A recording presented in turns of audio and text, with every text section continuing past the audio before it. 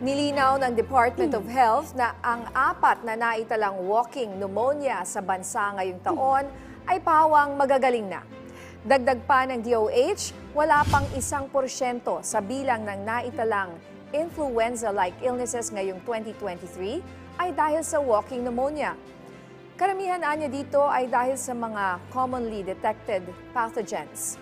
Paliwanag pa ng kagawaran, ang Mycoplasma pneumonia ay isa ng kilala at common pathogen.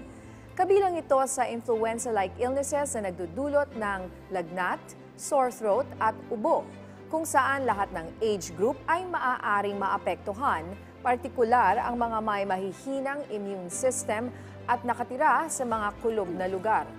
Dagdag pa nito, ang mga ospital at doktor sa bansa ay kayang-kaya itong gamutin.